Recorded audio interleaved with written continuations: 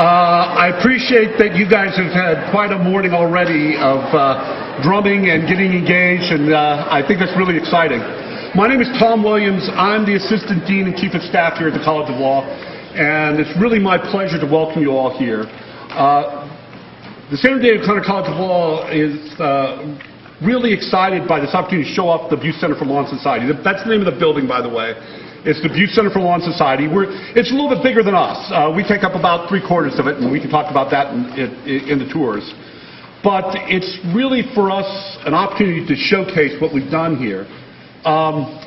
If you go on a tour, I'll give you my long spiels about that, but just let me say that this building for us is a reflection of who we are and the culture we want to create and who we want to be. And you all, being technologists and people interested in what's happening in the future, sort of embody a lot of the things that we also want to accomplish. So we think this is a great conference for us to host. We hope you have a great time here. If anybody has any questions or issues or things you need that you can't get, don't ask me. Ask Eddie over there. I'll be around. I'm going to go to a few of your sessions, and I'd really love to hear from any of you if you do want to ask me anything. Thank you so much for coming, and I hope you have a great time.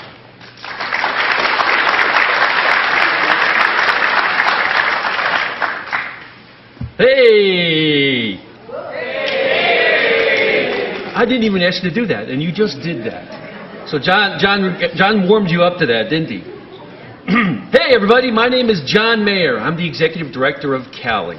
And welcome to the 27th, well, actually, this is like our third CALIcon. That's when we started officially calling it that. This is the 27th time we've had a conference of law school computing people. And we are so delighted to be here at University of Arizona. Sorry. Kidding. Sorry, Arizona. Everybody, back up. So I thought we had created a safe space for failure at Arizona State, and I want to also welcome you. But I'll always start out with so how many of you have is for which this is your first conference? Hands up. Holy smoke, 40%, maybe 50.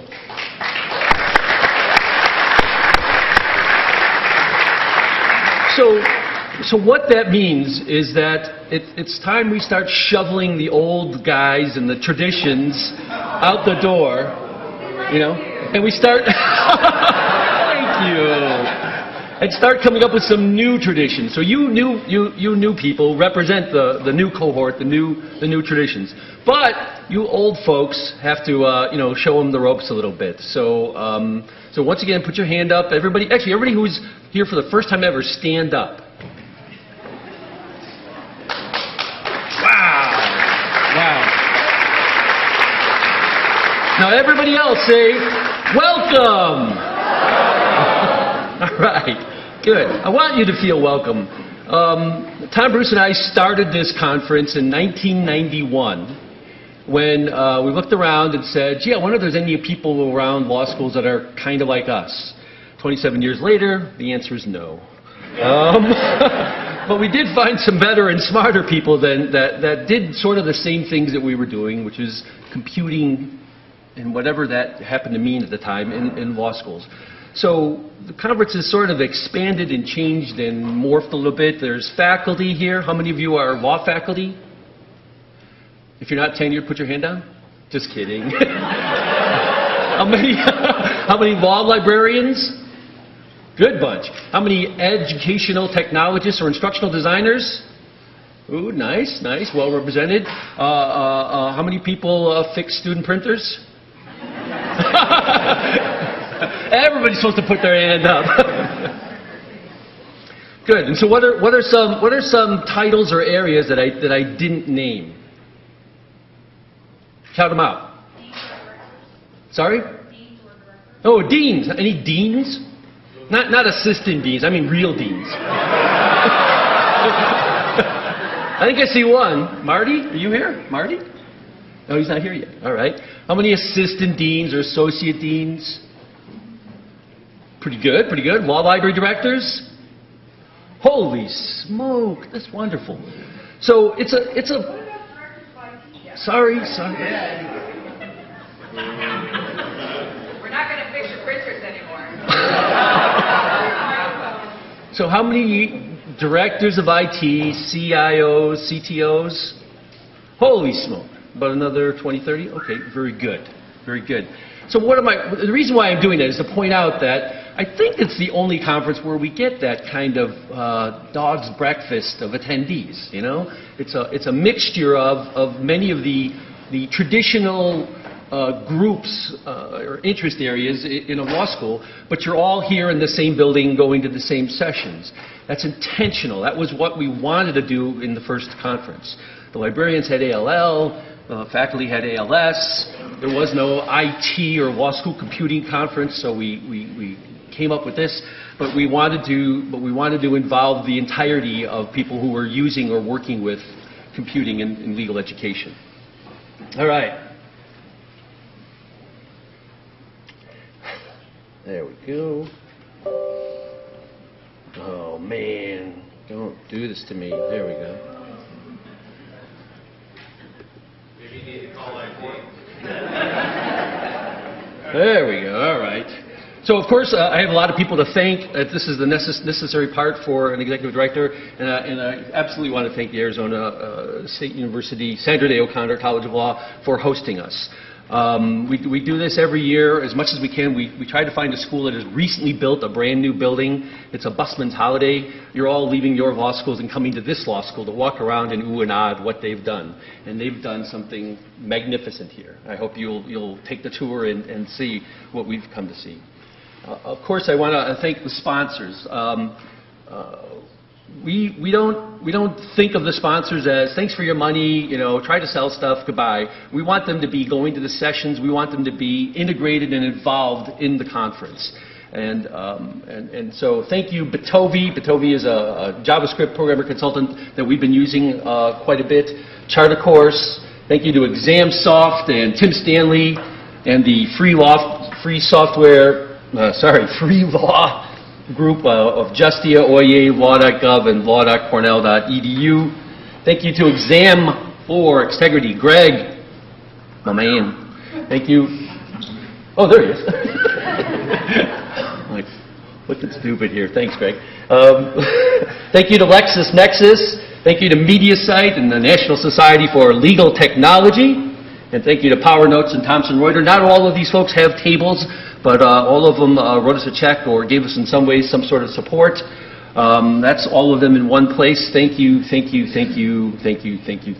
folks. So the reason why I mentioned those, the ones that are at the table, that's not a very good picture, sorry about that.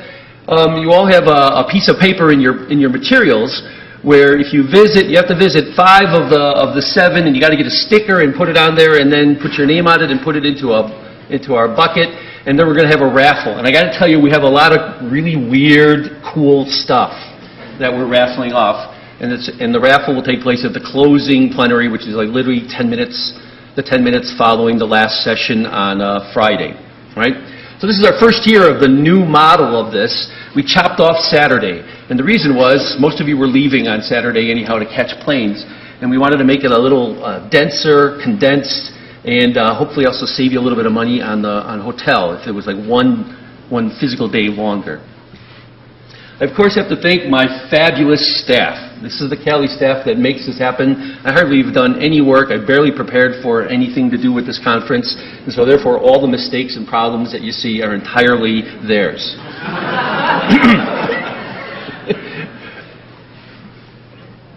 Of course, you know about the Wi-Fi. The network is CALIcon. If you're tweeting, please use the hashtag CALIcon17 so that all the world knows that you're here. We have a Slack channel set up. You register at slack2017.calicon.org, but you post over at calicon17.slack.com. I want to make sure I don't get any of this wrong. We are in the desert. It's a dry heat. So stay hydrated is all I'm saying. Before you get a headache, you know, drink water. Drink water at every break, just even if it's a few sips. We are live streaming this whole thing. And so that means while you're standing in the front talking to somebody about, God, that session stink, man, that is being live broadcast. So be careful what you say around the mics. We are also going to record that and put that up on YouTube, and there will be a blooper reel. Tonight we're going to the Lucky Strike bowling alley. The food window for that is 6:30 to 8:30, just as a reminder. There's a green pin tournament. So in other words, if the green pin shows up at the head pin, so if head pin dot green equals true, you'll get Starbucks plus 10. There. And there are free video games, and you'll get a card when you arrive. And don't forget to wear your wrist strap that proves that you can go in there. Hope I didn't forget anything. Renella's holding it up. If you have any questions, talk to Renella.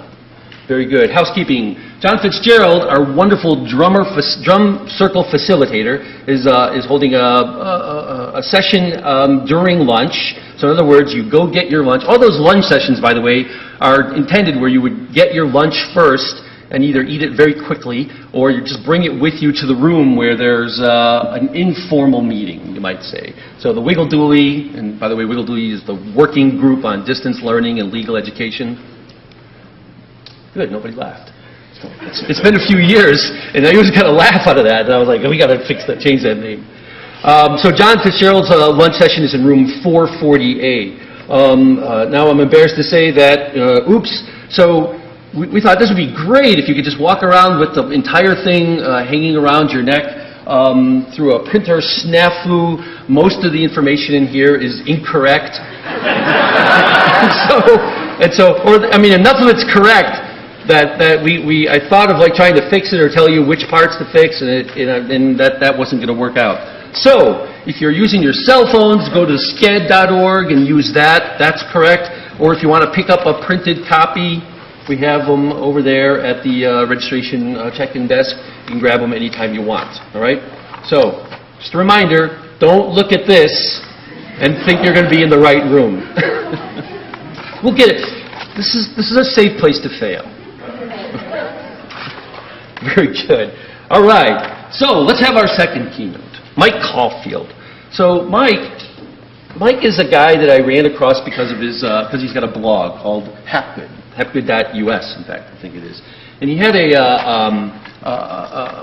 don't know, I read a lot, and I read his articles, and would always have to stop and say, that was like one of the smartest things I've ever heard anybody say on this topic in educational technology or something like that. And I thought, it's probably a one-off, and went on. But then I would find myself reading another article and be like, wow, this is a really good article. I wonder who wrote that. Oh my gosh, it's this guy Caulfield again. I mean, he's a very intelligent writer, a very deep thinker. And he's not wealthy and hasn't written a book yet, so we were able to afford him. And then between then and now, he did write a book, but he gave it away for free. And it's called Web Literacy for Student Fact Checkers, and it's AKA How to Defeat Fake News. It's a fantastic, though rough read because it's in its first iteration, and I'm looking forward to more improvements on that. So his official title stuff, and I'm only going to read a little bit. He's the director of blended and network learning at Washington State University, Vancouver, not the Canadian one, the Oregonian one. And I'm going to turn it over to him.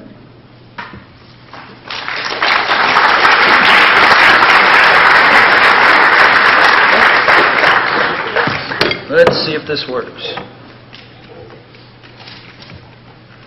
Should just pop. Give it a moment. All right, look at that. Oh, I'll use that later. All right.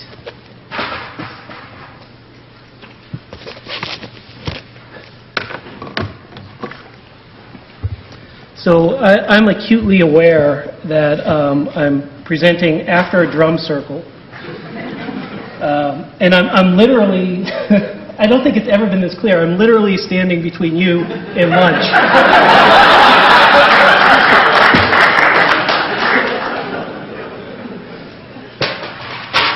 So, we'll try and make do. I'll start by telling you a bit about what I do. I'm an educational technologist, instructional design. Yeah, educational technologists in the room, instructional designers. Okay, that was really weak, guys. That was. And I head up a unit, academic services unit, currently at Washington State University, Vancouver.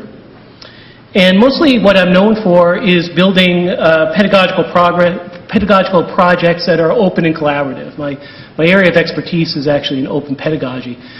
Just like a really timid show of hands, like how many people have heard of open pedagogy? Like just a little, yeah, okay, all right, all right. So this is good. This is why I'm here. What does that mean? Well, open's a funny word, and people in the open education world have a lot of debates, a lot of endless debates about what open means. But at its core, the value of openness is sharing. So open education is really about faculty and students sharing the process and results of their classrooms with other people. Open textbooks are an example of that. They're one of the many examples of that. And perhaps you've heard of them. With an open textbook, a teacher creates a resource for a class, but then rather than simply using it with that class, shares it to the world so that other people can use it.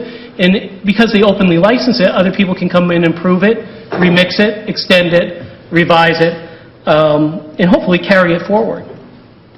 So as an example of this, here's a book I wrote over Christmas break. It was for a project, a specific project I was putting together.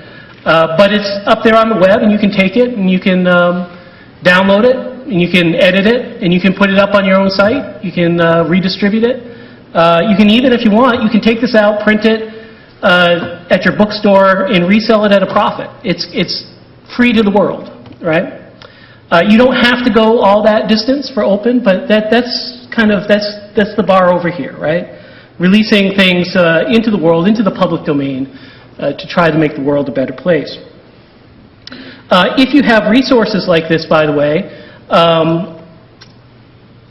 consider putting them up for use by others. It's an amazing experience, and what you get back from this as a writer is not money, but connections, right? So in releasing this book, the biggest benefit to me has been all the people I learned that are doing similar work to what I'm doing. And they tell me how they're using the book in their class, and I've learned things from people by learning what they're doing with the book. In the past few months, there's been 1,000 or so visitors to it, untold downloads. I have librarians reviewing it so far favorably, so you want to stay on the good side of librarians. I know that from experience. And I can see that it's gotten listed in many live guides and resources and so forth. And what happens is when you give like that, what you get back in return, again, is connections with the community, and you start to collaborate, right? And I think that's the theme here, both in the drum circle and of the overall conference. How do we work together to change what law education is about? So that's basic level openness, right? Share your stuff, but that's not actually my area of expertise. My area of expertise is in open pedagogy, which is getting classes to collaborate on public projects. And so here's an example of something I'm working on right now. This is called the Digital Polarization Initiative. And what we are doing is we are forming a cross-institutional project of what will end up hopefully being a few dozen institutions and a number of classes at those institutions. And the idea is, in undergraduate education, students in classes will take claims and questions, investigate them, and post them to the web in this wiki-like form. Right? So this is an old version of the wiki. We've since replaced this with something new because it had some usability issues. We've replaced it with this. But you see what happens here. In this particular version, the students collaboratively write up a Google Doc. They decide to investigate a question like, is aspartame a deadly carcinogen? Does taking up music increase IQ? Did Pope Francis open a free laundry service for the homeless in Rome? Which, by the way, turns out to be true. And they do an investigation, right? So they apply the skills that we're trying to teach them to a real investigation. And then the important piece of that is they post their results to the world, right? They share it with the world. So, for example, there's a claim out there that 9,200 dead people voted in Nevada in 2016, right? So the students learn these basic web and search literacy techniques by figuring out whether that's true. They apply their skills. They write it up in Google Docs, and then they use a short form to link that Google Docs to the site so that it's editable by other people with the password. And on that common site, other people can comment on it and update their work, and that's the wiki part. So they're learning two really important things. One, they're learning the target outcomes, the target competencies. They're learning basic web research skills. But they're also learning wiki-based collaboration, digital collaboration, which may, in the long run, be the more important skill for them in their jobs. Now, you could do all of that in just your class with the technology that you have. You could have them in the LMS, they could collaborate, they could answer the questions, they could talk to one another via messaging or email or something like that. And then you could post it in the walled garden of the LMS. You could assign other students to comment on these or set up peer review, various things. But the idea of open pedagogy, at least as I like to think about it, is that public collaborative work motivates students and teachers and teaches them deeper lessons about the nature of being an intellectual in today's world. What does it mean to be an intellectual? What does it mean to be a professional in the world of today? So, for example, we could do all this work in private, but it's just another throwaway assignment. Or we could do it like we do it here in public. So this is publicly available to people. We set up this public wiki, we get students to think about their job as not just doing something for class, as not just doing something for a grade, but as a mission, right? And the mission we chose was fix the information environment of the web, right? You might as well choose something big. And this is very nascent. This particular project just launched in beta this past semester with half a dozen campuses. But I'm actually kind of surprised at our success. It's working. Here is currently what you get if you Google, did 9,200 dead people vote in Nevada? What you get, you see, is the usual toxic sludge here of misinformation. You know, Gateway Pundit, Truthfeed, The Blaze, etc. Right? But on top, this is literally just this semester, on top, that's us. That's a student. A student wrote that. A student researched that. And that is now the top result when you ask this question to Google. You can play with the results. This will wind up, 3 down, 4 down, 2 down, or on top. But this rates. And so this student has not only learned those skills, but they've learned how to apply those skills for the good of society, right? I don't know if you see that as huge or not, right? The truth is, as we go to things like Siri and Google Now and Alexa, where people are asking questions and they don't even see the results, the answer you get back from these questions is going to determine the fate of society, right? So maybe we should apply ourselves to that. So our small group of students can make a real difference in the quality of information that people get, and this motivates them to take their work seriously. To write more carefully, to research more fully. There's a real audience and a real mission. I think it also does something else. It reorients the way that they think about knowledge. Knowledge here is not something to be acquired, right? Assessed and badged. I mean, I guess it is those things partially. But knowledge here is power to make a difference in the world. It's civic engagement and it's power to make a better world. And that's why you want it, right? That's what wanting knowledge is about. I struggle writing this keynote a bit because I know undergraduation well, and I've done quite a lot of work with some graduate programs as well, in politics and sociology. Legal education is a fuzzy area to me, so I'm not saying that you want to do this precisely. So if your students want to help out with this, you're welcome to join our project. But the point is, you must have similar problems in your field. And I swear to you, if you find them and you point students at them, they'll not only learn what you're teaching better, right? They'll learn that they can actually make a difference in the world. And that turns out to be the most valuable lesson for them of all.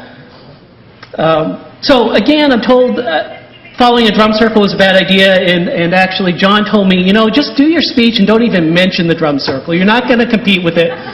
Just pretend it never happened. But I couldn't, talking to John Fitzgerald about this, I couldn't help but notice that there was some overlap. And so I thought that we might go through some lessons about creating open pedagogy projects how to create successful open pedagogy projects. And while I won't explicitly call out the drum circle in each of these, I do think that there are relations to what we just experienced. So the first thing you want to do with an open pedagogy lesson, open pedagogy project, is lock in a common intention. This common intention is key. You decide with your students what the mission is. The mission of the site or the project or the piece of code. The mission is the motivator, and it's the ultimate rule by which contributions will be judged. And I'll give you an example from an older project. In 2010, I worked with our sociology faculty on a project where students would research homelessness and then post the results of that research to a public website which was designed for policymakers to read. So they'd researched homelessness in New Hampshire, gather statistics, the causes of homelessness in New Hampshire, some of the issues, and then they posted to this website, and then the end goal was to send that link to, I don't know if you know about New Hampshire. New Hampshire has a really weird legislative branch. There are, I'm not joking, there are 400 representatives in the New Hampshire House. New Hampshire is a government carefully designed to protect us against King George. The problem with 400 representatives in the House is they don't really have any specialist knowledge of this stuff. So educate the representatives. That's the mission. Now, that mission has a couple things in it. It has an impact, right? We want better policy, right? But it also has an audience. Who are you trying to affect on that intermediate? So we're writing for legislators, and that also determines the way in which we're going to approach it, the language that we're going to take. A simple mission like that seems a small thing, but it's incredibly powerful. Because now, instead of questions being resolved by a rubric, arbitrary standards, etc., you have clear motivating factors. Students don't have enough New Hampshire-specific statistics, maybe. Well, rather than saying, well, you failed on rubric item 3, you say to the students, well, is that going to be persuasive to the legislators, right? Or maybe do we have to find something much more specific to our situation? Maybe there are grammatical and spelling errors. You don't say, well, you fail on rubric, point 4 on professionalism. You say, I know these errors seem minor, but they go to the issue of trust. If a legislator's reading this, are they going to trust you got your statistics right if you can't even spell loitering, right? So you start to get the students to engage authentically with the material. And from that small intention can flow so much. It can come about in a way that's meaningful and simple, and yet it can drive a complex set of emergent criteria. Wikipedia, for instance, is an open collaborative project. Its entire mission is we're the encyclopedia anybody can edit. Now, what's interesting about that is those are two somewhat opposed ideas, right? To be an encyclopedia is to be one thing, and to be a participatory project is to be another. And so they come into conflict. But you can always go back to that mission when you're talking about, how should we deal with newbies? What pages should be locked down? How should the community deal with vandalism? Right? You can always go back to that mission and say, okay, what do we know from that mission? So things don't always go perfectly, and Wikipedia is an example of this. There's a big war, really, between the people that think it's an encyclopedia and the people that think it's participatory. Right? The people that think it's an encyclopedia come in, and when newbies come in and write various things and get things wrong, they're just brutal. Right? They're just brutal on the newbies. We do a little Wikipedia editing in some of our classes. And one of the issues is some of these old-timers will come in, and students will have made a timid edit, and they'll be like, this is wrong, and you didn't cite this, because they're like, we're an encyclopedia, right? And then other people will step up, and other people will say, yeah, you're the encyclopedia anyone can edit. If you're that brutal with newbies, how does that meet the participatory goals? So missions don't have to be unitary, right? Missions can have some complexity at their heart. But I do think that they have to be stated simply, so people know what you're trying to accomplish and know what you're trying to affect. And the same thing is true of open pedagogical projects. So the second thing is make models, not rules. I learned this from doing some of these projects. So I used to write up these long instructions on here's what you're going to produce as a student, and here are the criteria, and so forth. But I don't do that anymore, and there's a couple reasons for this. The first thing is I find that no matter how many instructions you write for the students and what a product should look like, they always come up with some bizarre ways of interpreting what you said. Like, you know, it comes to you, and you're you're embarrassed because you're not even sure it's the assignment that you think it is, you know, and you have to approach the student and say, yeah, you know, I think you've got this all wrong. On the other hand, I find when I give students models, when I find I produce a lot of sample student work, and I show the students that work, they hit the target more. The more important thing for me is that in the process of doing that work, I start to realize what the difficulties are, right? I myself go through the experience of creating that work multiple times, and it educates me as an instructor on what the student might struggle with. And so you can do this, you can get student work, you can get Camtasia, you make up a model, and then you just talk through the model. And what I find is the students will hit that model if you give them the model and then you talk through it. I also used to create just one sample assignment, but I found that this often led students to overinterpret certain elements. Because the sample had a chart, for instance, they would assume everything needs a chart. Because one sample was short, they would assume everything is short, or because one sample was long, they'd assume every sample was long. Because one sample started with unfortunately, comma. I'd get a whole bunch of papers that began with unfortunately, comma. You know, you just don't know. So I create a variety of them now, so the students can kind of triangulate and try to figure out what are we trying to do here with this. Sometimes it's just hard for the students to translate stuff from their problem area. I give you one example of this in our recent work with the Digital Polarization Project. We were working with groups of students on debunking claims like that Nevada election and so forth, and it was chugging along pretty good. And then a neuroscience capstone at Washington State said, hey, we want to play too, and what we want to do is we want to apply our neuroscience knowledge to debunk. Have you guys heard this term, neurobunk? Neurobunk is junk science, right? It's the junk science you find on Huffington Post that says things like, science says bald men are sexy, you know, that sort of thing. Hey. I know. You know, just to be clear, the evidence on that we determined as mixed. Okay, there's no definitive ruling on that. You know, but it's based on one study. You know, you'll have 10 years or 20 years of research that has happened in an area, and then there'll be one study with 20 people. You know, all of who are like psychology undergrads in a room, and this will be presented as the new truth, right? So these students want to do neuroscience claims, and they're not quite like the did this happens claim. We realized the models that we were presenting for our political debunkers didn't really meet the needs of the neuroscience bunkers, and so we wrote new claims. I forget if I put one here or not. You know, so this was our old style claim, right? You know, does Shaq believe the Earth is flat? You know, and students would track this down and do that. But you know, the new style claim are things like this. They're research questions, and so we had to come up with different language and show them different ways to go about this. And so we wrote more models. The thing that you find in these, of course, is that even while we're using a very similar format, right, you're training the students in the language, right? Because the language has to figure out a way to take a series of research summaries and make that like not tedious for a general audience. Like be comprehensive, but at the same time not be tedious. So you try to do that yourself, and you realize, oh, okay, this is a little difficult, but you show the students how they can do it. And by doing that, we got some of the best things I've seen in ages, right? So this is student work here. This is from the neuroscience class. Do sexist men have more mental health issues?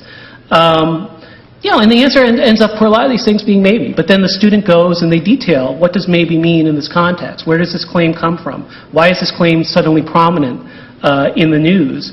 They have to deal with things like, how do I explain what a meta-analysis is to a general audience, right? It's hard to explain what a meta-analysis is to, you know, psychology students. How do I explain this to psychology students, you know, mothers and grandmothers, right? Grandparents, grandfathers. So when you write instructions, you just write instructions. But when you write models and you feel what your students feel, you notice the spots that aren't right, you give them a broad language to pull from, over time you become a better teacher. The other thing I've learned, and this relates to John's experience that John Fitzgerald set up here, this idea of psychological safety. So I don't know if you've heard about this research from Google, but it's some of the most fascinating research in work productivity out there.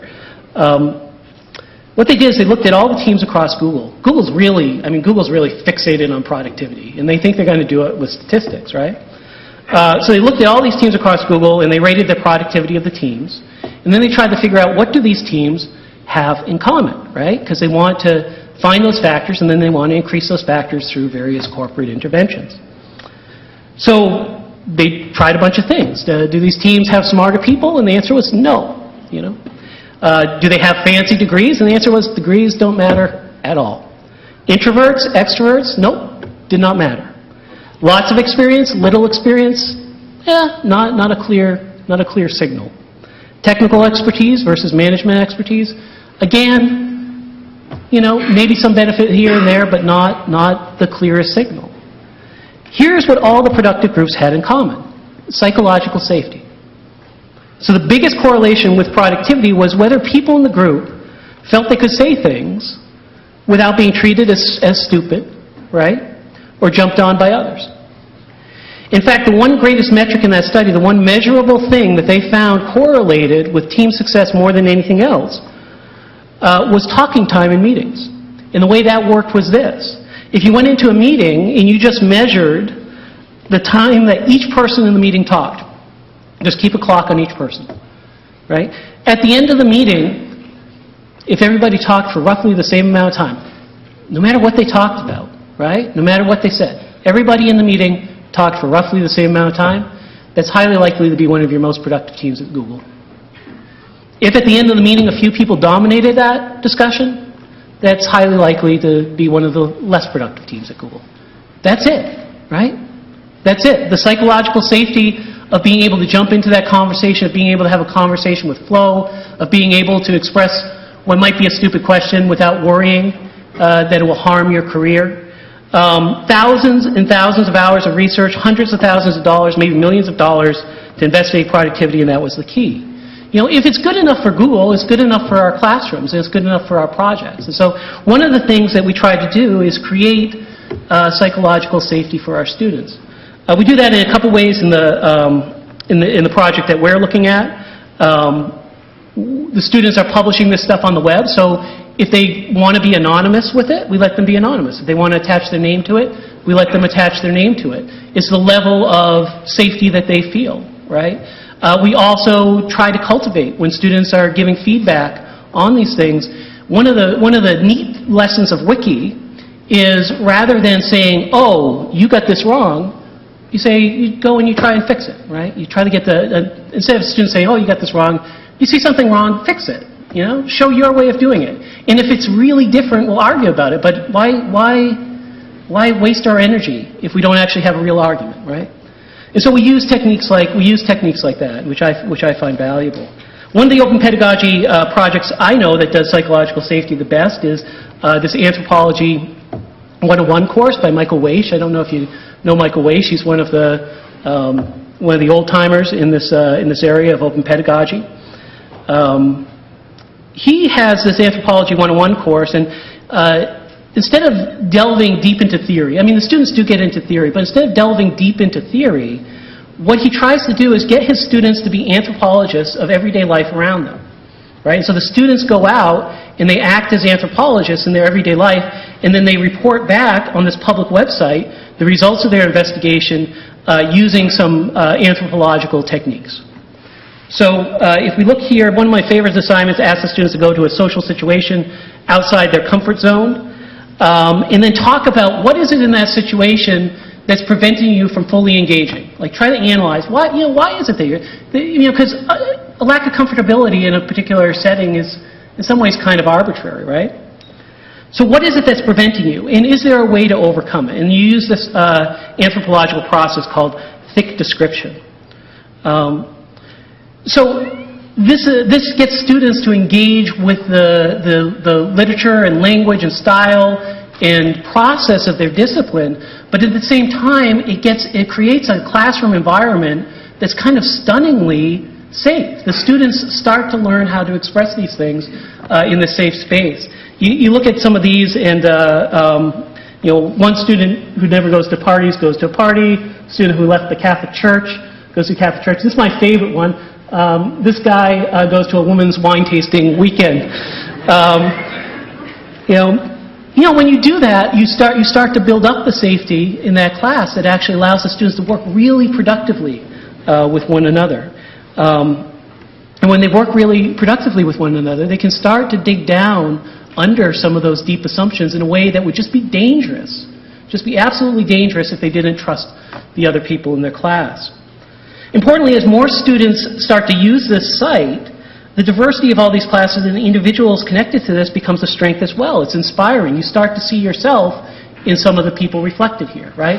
And so you get this sense of belonging. And belonging, I could go deep into this, but when we look at persistence figures in, now I don't know what it is in law school, but I know undergraduate persistence figures, the biggest metric we're finding that correlates with persistence to degree is a sense of belonging. Like you ask students, rate yourself on a scale of 1 to 10, do I feel like I belong here?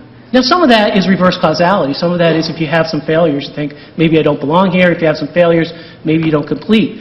But even when they run regressions on it, what they find is that sense of belonging, that sense of I can see people like myself go here, right? People like myself are in this profession. That sense turns out to be the fundamental key to getting students to persist to degree.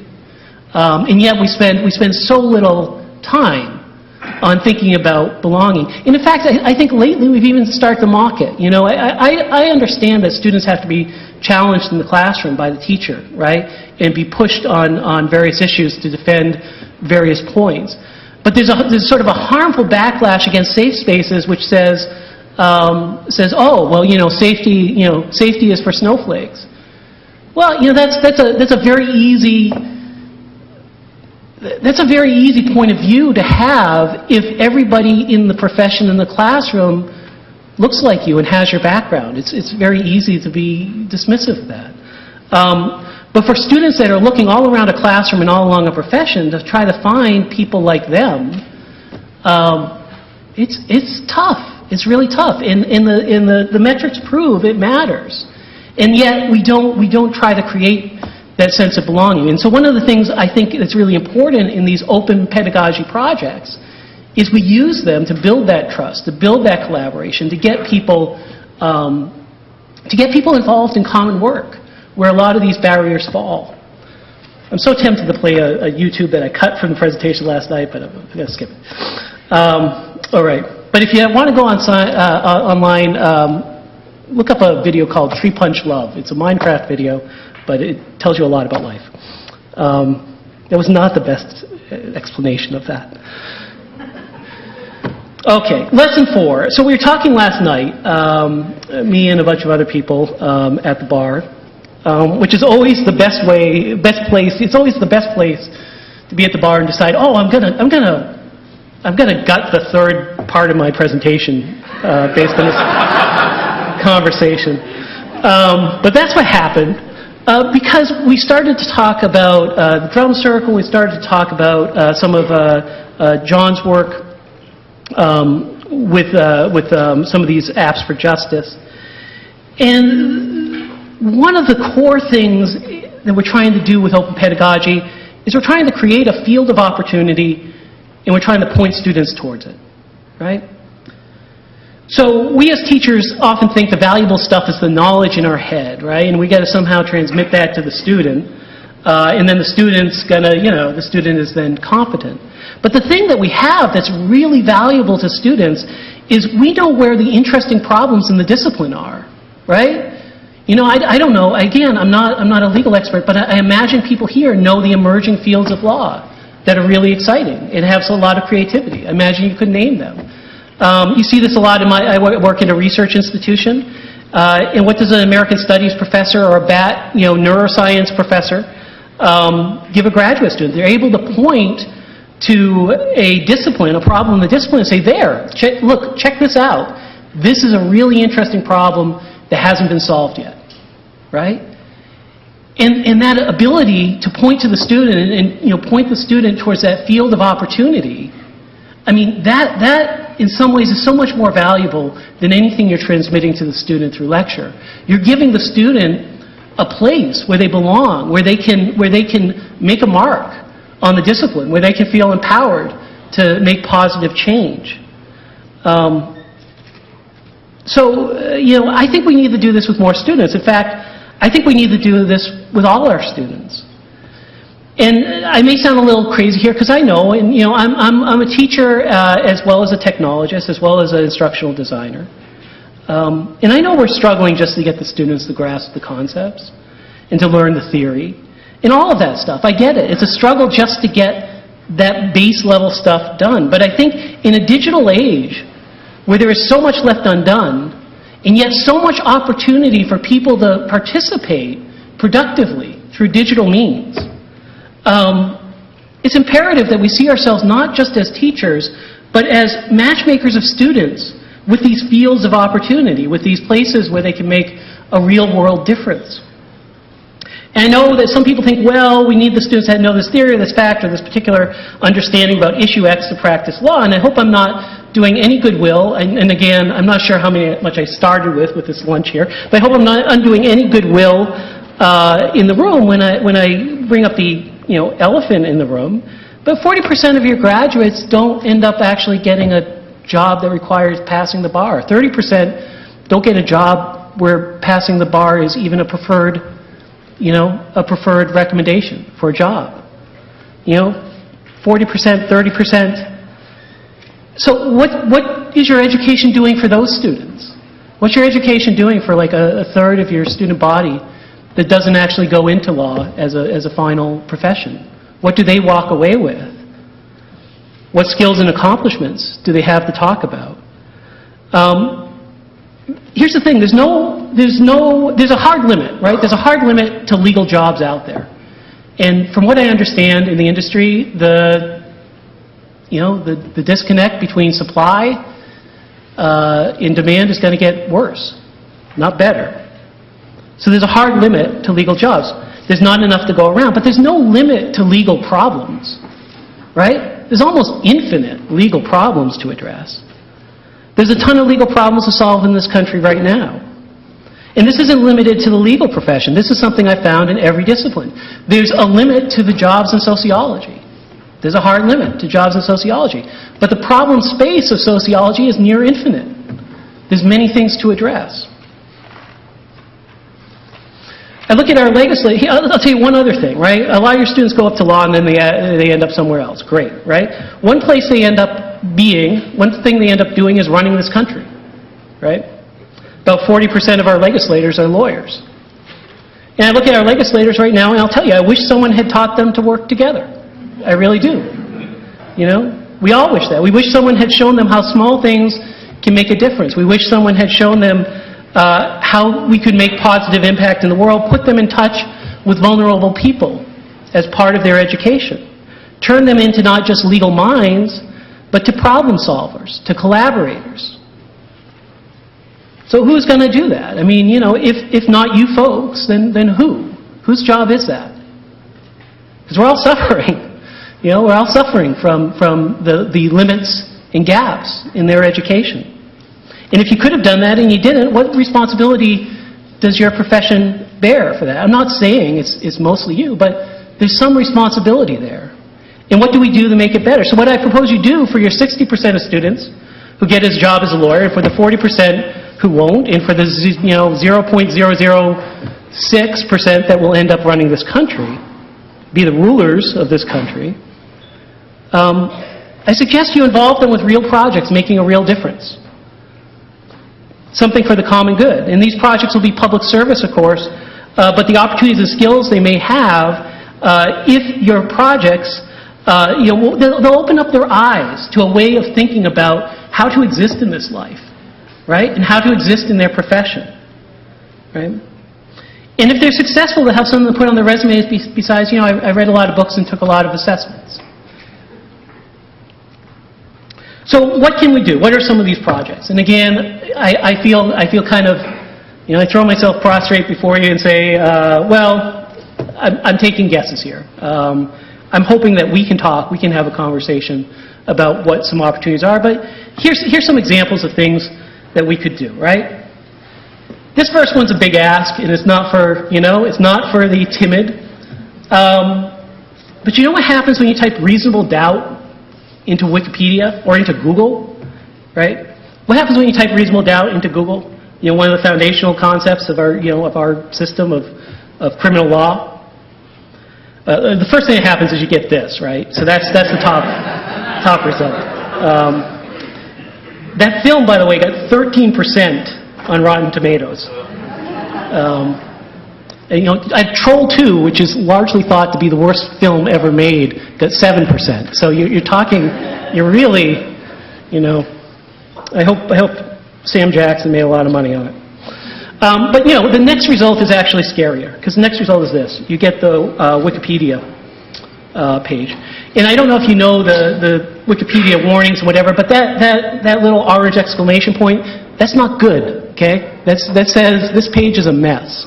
I don't know if you can read it. It says this article has multiple issues. Please improve it or discuss these issues on the talk page. This article needs additional citations. This article needs attention from an expert in law. And when was that request made for help? Can you read that? February 2009. So let me ask you this. How many people do you guys graduate?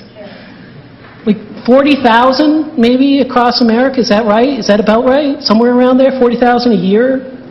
And what do they do except write about law constantly? And yet not one of your graduates can get over here and fix this article? You know, there's problems on the Wikipedia side of this as well, and one of the things I've talked about in the past, I think John knows some of my work on this, is talk about the way in which Wikipedia hasn't always been the best environment for this stuff. But no matter what the problems are, this is a place where people come for information. This is the place where people come for information, and they're being failed here. And this has real-world consequences. Right now we're in a national debate about whether the preponderance of evidence standards that many higher education institutions have adopted for rape cases violates the student's rights. Okay, well, I'm kind of interested in that. What does preponderance of evidence mean? I go to Wikipedia, it doesn't even have, preponderance of evidence doesn't even get its own article, right? It's buried in sort of a standards of evidence thing. It's got like 4 paragraphs. Each paragraph is like 2 sentences, you know? If I guarantee you, if I go there and I look up, I don't know. I go there and I look up, something on the 1970s Transformers series. Okay, I'm going to have more words and more treatment of that article in Wikipedia than just about anything that's been written there in law. That's messed up, right? It's really, really messed up. So I'd like to ask, what would happen if just a fraction of law students, 100, a year, 1,000, just adopted a Wikipedia article and started going through it and tried to make it understandable to the general public, tried to do as part of their service, tried to make these things understandable to the people that ultimately has to understand, why law matters. I mean, if people don't understand these distinctions, can't understand how they came about, can't understand their fuzziness, we're in big trouble, right? If Wikipedia isn't the best outlet, fine, don't use Wikipedia. Pick another outlet, right? Use Quora, use Stack Exchange, figure somewhere else out, but start engaging with the public on these issues and get them the information they need. If they don't get it from here, they're going to get it from Twitter or Facebook or somewhere else, and that never goes good, never goes well. Design apps for justice. So obviously, John's working in this area. He's here. I'm not going to talk too much about this, go into detail. You should ask him. But the way these programs work is they ask people needing legal aid a series of questions, and then they produce either legal documents or tentative advice on courses of action to take. And this is actually an amazing activity for students because it requires them to break down the process of consultation to figure out what to prioritize when looking at a person's claim, when looking at a person's situation. And at the same time, through encoding it in an app, you're actually helping people. So what does this look like in a classroom? This is from Katie Sykes at Thompson Rivers University in Canada. I'm not from Canada. I just want to stress that again. I'm not from that Vancouver. But she's from Thompson Rivers in Canada. And she's not a technologist. She's not an ed techer. She's not an instructional designer. She has an expertise in animal cruelty law, right? And when she heard about this work that other places were doing with these asks for justice, it struck her that in animal cruelty law, one of the things people don't understand is they see some sort of incident, a neighbor mistreating an animal, right? Someone on the street maybe being abusive to an animal, a pet store that might not be taking the best care of its pets. And the big thing is they have no idea if this is a real legal issue or if this is just something that's tugging at their heartstrings, right? Is there a legal issue here? And if there's a legal issue, who do they contact to get it, to start to pass this to people that can enforce the law? So her law class worked together to code an app that uses decision logic to help people witnessing animal cruelty figure out if a law is being violated, and if a law is being violated, what steps to take, who to contact. And they're looking even, I don't think they're there yet, but they're looking even at getting a feature where if you take pictures or video, you can document the abuse and feed that to the proper authorities as well. So students walk away from this class having actually made a tangible difference in the world, right? This is a class, that literally, literally saves puppies, okay?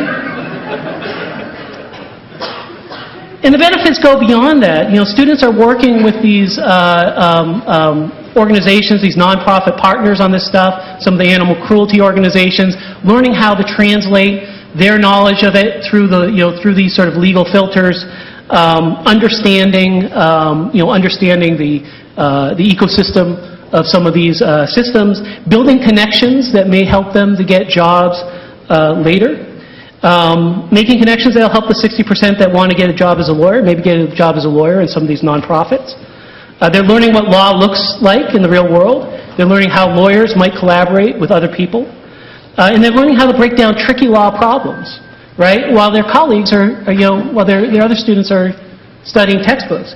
And I just can't say this enough.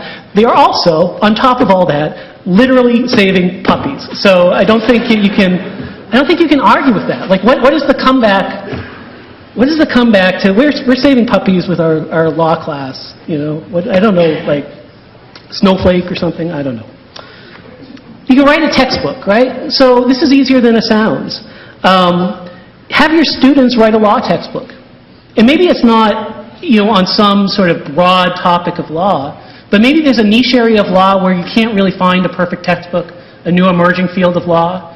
Students can go out, they can find existing open materials about law and modify them to reflect the law in that niche area. And I noticed there's a lot of librarians here today. And one of the things that university librarians and library faculty have been doing that's amazing is they've been incredibly helpful in this movement towards open textbooks. And what library staff are doing is working with faculty who want to do these sorts of projects, and they'll go out and they'll find the existing stuff that already exists out there, that's already open, that's already editable by the students. They'll do a resource search.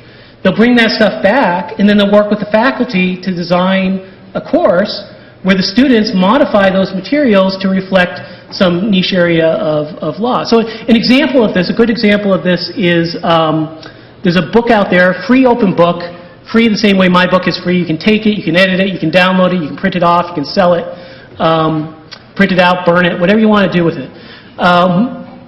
Book called, it was called Project Management or something. So there was a person that was teaching some instructional designers a class on instructional design. And one of the things instructional designers need, and believe me, we're all horrible at this, is project management skills. You manage a lot of projects, right? And yet, when you look at a project management book, it's so focused on what project management looks like for like a traditional IT thing. It's not really talking about the specific demands of working closely with faculty, of balancing multiple, balancing your instructional design or sort of things. So they take that book and they edit it and they make the book on project management into instructional design for project managers. And in doing that, they learn the material very deeply. But they've also now got a credit. They've also produced a book. They've also produced a textbook that's now used. Now they go out into the world as instructional designers, and their resume says, among other things, that they're the author of instructional design, project management for instructional design. I mean, that helps. That helps them. I mean, it helps them understand the issue, and it helps them get a job, get a foot up in the world, right? So I don't know what those areas are for you, but I'm sure there's areas out there where you can take a broad resource and have your students customize it towards a niche area that they might be interested in. Finally, I know there's some tech people here who maybe don't work directly with faculty or pedagogy, but I just want to encourage you to put collaboration at the top of that RFP. Here's what I found, through many years of working with, procurement of software, is when we look at these things, we're always looking at how are things, like, what's the assessment in here? Like, what's the grade book look like? Can it export to these formats? Can it talk to our student information system? These are the things that are at the top of the request for proposal.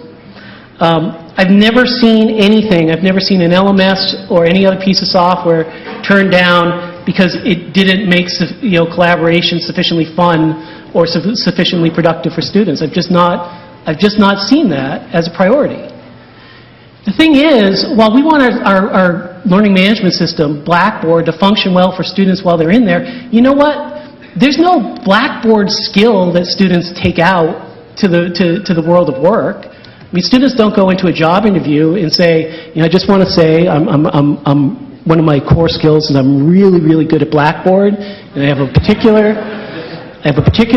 competency in the use of the discussion forum. That's not going to get you anywhere. On the other hand, collaboration tools, ways that you can collaborate, that will. If you say, look, I worked across, a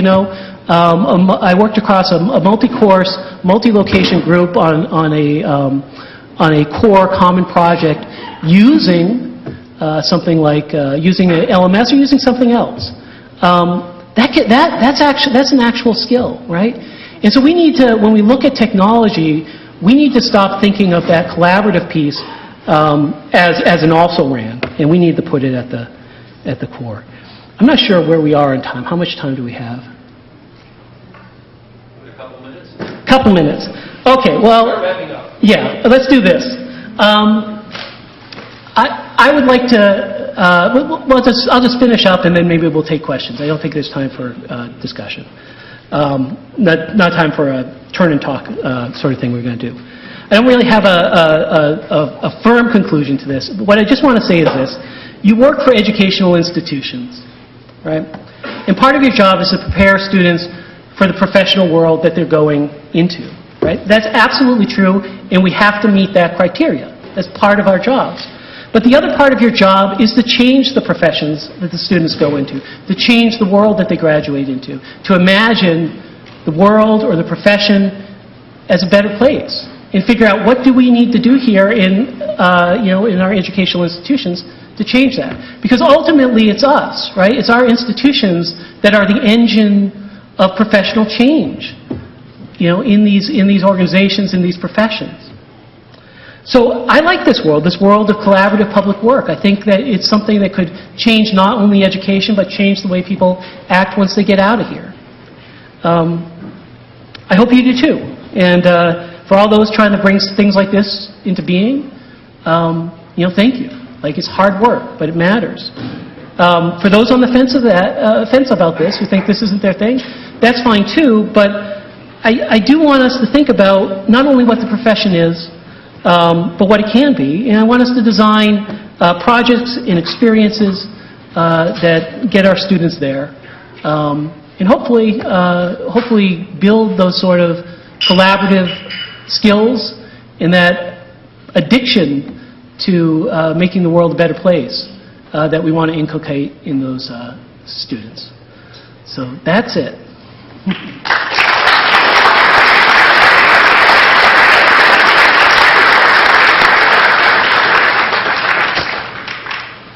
So we have time for some questions? Yeah, let's do that. How does this work? Oh, there we go. All right. So apparently if you raise your hand, I'm going to throw this at you. This is a microphone. Anybody have a question?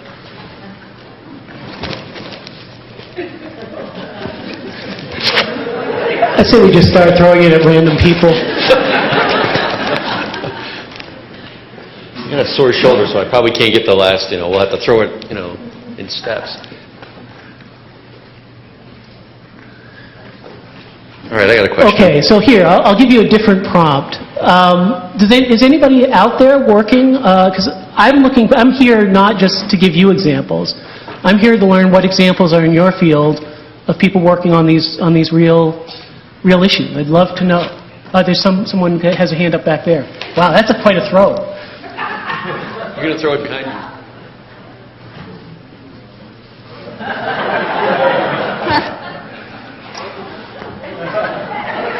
All right, collaboration. Okay, where am I talking? Here we go. A to J author A to J or author. E. Langdell, both Cali branded projects. A to J author has law students, and it's available as a course, not just as a product, where the law students are going to help at legal help desks and talking to actual people in need, and then coming back and writing interviews that then are turned into document assembly projects. Jessica Bullock I'm butchering her name, is here, and we'll be talking about it later, so go to that session. And E. Langdell is an open source casebook project that Cali runs as well. So this is definitely the place to go to hear about these projects, guys. Great. There's someone down here, I think. Because we have to hit all 4 quarters, apparently. It couldn't be. We're going to throw this. Oh, she's just pointing you out. Okay. Well, it's coming in. It's coming anyway. Yeah. Are there other projects? This is, come on, self-promotion. Easy self-promotion here for your institution. There are the projects we should know about.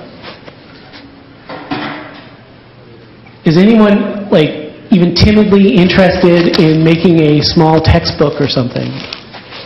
Okay. You know what? I'm just going to have to work on all you guys at lunch. Play more drums. Okay.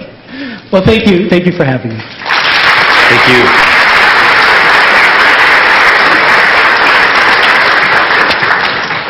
Hold on, I have two really quick housekeeping. There's lunch both here and in the breakfast room. So there's lines, 1, 2, 3, 4 lines total.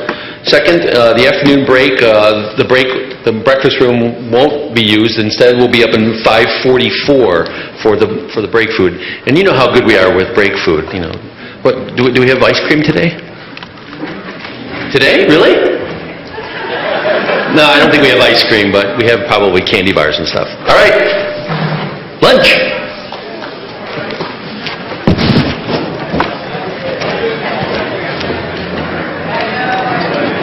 All right. Questions or time? Yeah, okay. It's just that crowd. I can't tell. Yeah. It might be that they completely agree with you. You were preaching to the choir. Okay. Well, I'm happy to hear that. If that's the case. Thanks. Oh, thank you. All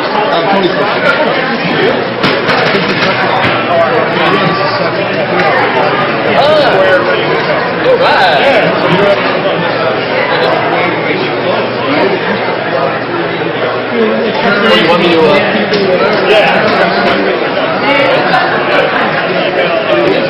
And anybody who?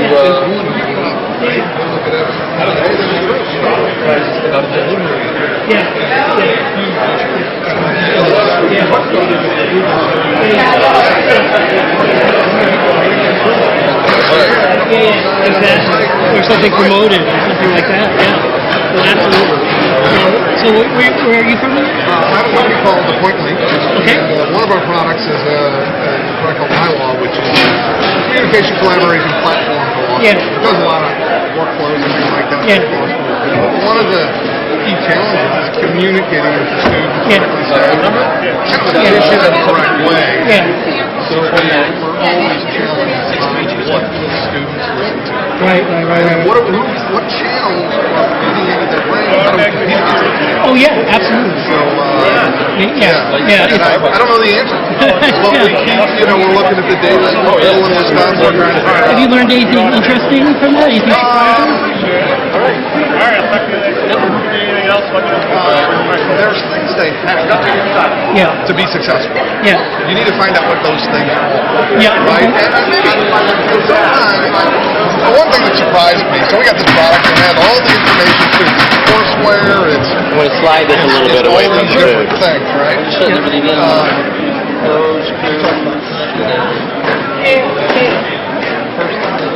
To know what chips on. Yeah, absolutely. Food on it. Who's in my class? What are they doing? That sounds good. Is this?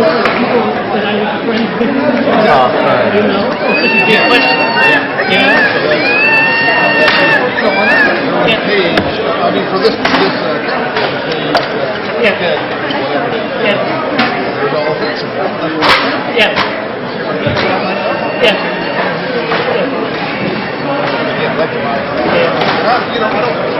I don't continue work use this amount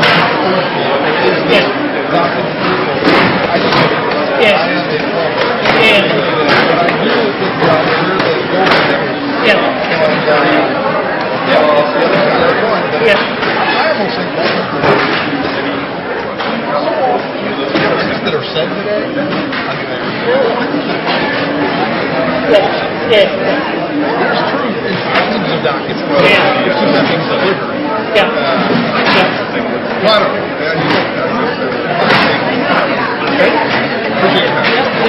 You're also valued by language. So largely curious to listen and understand how a community works too. Where are you from? What's like?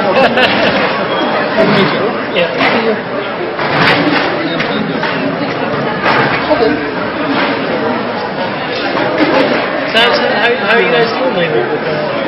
We're doing okay. Yeah, you're doing okay. You're kind of the last people standing from the big boom. I mean, it's just like Udacity going into Caulfield and Coursera coming up with this new business plan. You're some of the few people that are actually still stuck to television. I think that's a very optimistic view. Okay. Yes, I think that's a very optimistic view. Our business model is grossly identical to Coursera's. You are? Yeah. We are a not-for-profit, but the goal is to maximize the equivalent of shareholder value, which I think always do. And we have 0 courses which are openly licensed in a meaningful sense, and a small number which are under a non-commercial Creative Commons license, which, that's a separate story. That's a separate story. That's sort of a traditional problem, having things that aren't licensed. That's weird. The vast majority of courses, it's business. It's not. But I also question, are you focusing on law right now, or are you doing broadly participatory pedagogy? Sorry, am I focused what? You personally, are you personally focusing on law right now, or are you broadly doing participatory pedagogy? Broadly doing participatory pedagogy. That's what I'm doing. Okay. Yeah. I am in the process of departing it, and I am trying to start a project that's centered on participatory pedagogy around law. Oh, I would love to see it. I would love to see it. We need more people in that area. I feel like, the newspaper sucked a lot of money, out of every other, thing, and we need to kind of reapproach it and come up with some new models. I don't think that's fair. I don't think the book sucked money out of anything. It's not the case that, there's this pile of money, and all of a sudden it goes there. What You'll looks feel like there was starting to be some momentum with the connectivist moves, with the Siemens. You feel like, no, it was just going nowhere anyway. It wasn't going nowhere, but it also It wasn't getting momentum. it wouldn't have gotten ahead of momentum. The things that MOOCs have accomplished is first of all they changed the dialogue on campuses. Yeah. There is much more discussion about teaching and learning. Yeah. A lot of that, there's a lot more discussion about massive open online things in general. There's a lot more funding going into that as well. We're able to grant credit for courses like that. In many ways, the timing now 5 years in is very nice. Timing 5 years ago was great for this if business representatives come in and taken over it. Right after Stanford launch, we could have done something great at MIT and Harvard. We didn't. We did something very successful, but not something very great. But the time now is pretty good because of, I think, a lot of the groundwork that was laid by the book. Well, good. Very good. So, like, what is your... Can you tell me a little bit about this project? Sure. So, step 0 is to take the laws that we have, not corner cases, but the very kind of central things that people deal with on a day-to-day basis, family law, legal procedure, things like that, and get that online available to anyone in a very pedagogically effective format. One of the things that you're doing, Wikipedia, textbooks, things like that, they're not effective ways to learn. So get a lot of that in effective format that's used in both law schools and online. Step 2 is to have students do a lot more about, once that's in place, customizing it to different jurisdictions, kind of fleshing that out more completely. And step 3, once you have what the laws are in one place, that's where you can get into a discussion of what the laws have to be. So one of the differences between the connectivist movement and the, there's really this very big between connectivist and instructivist, which I think is a little bit unhealthy, because the best models are hybrid. There are places for expertise, there are places for collaboration, and one of the very important things in a process like that is have the discussion start from what's already been done, what we already know, build on that, as opposed to having the discussion start basically from nowhere. Even George Siemens down at UTA now does a hybrid down portion of all these hybrids. Certain locations. Because you do need there needs to be some sort of entry-level understanding of something before you can kind of come in and start connecting. You somehow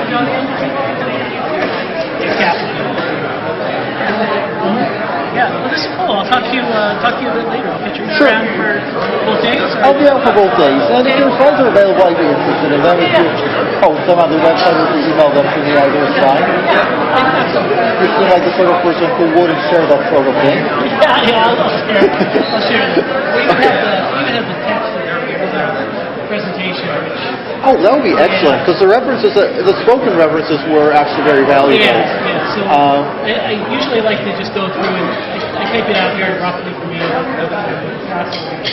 I distribute it. We'll get it. Thank you. Okay. Take care.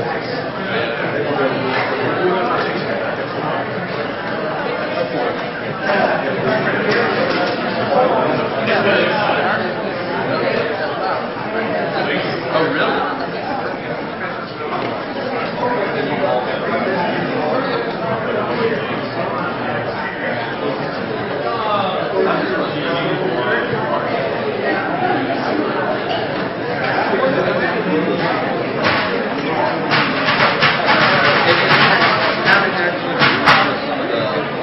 AV guys that are sort of actually standing and back up. I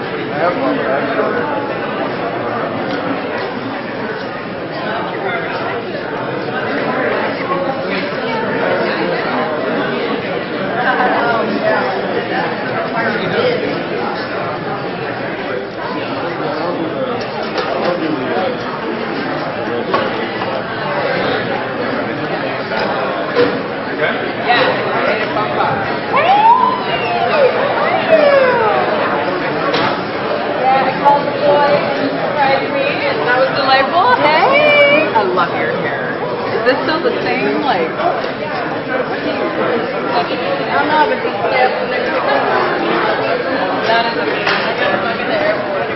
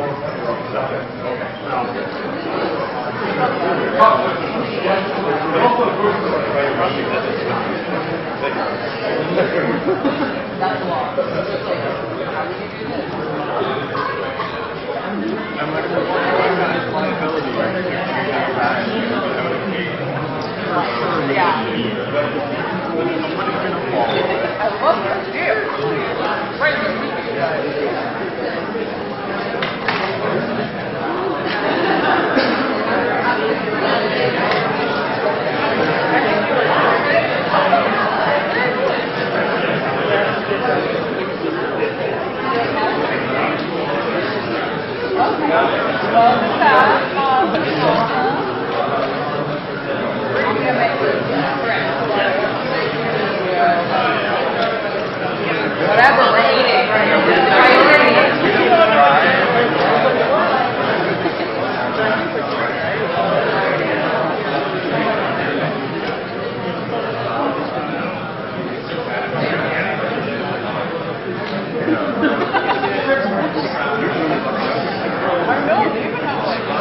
I was like staring at it like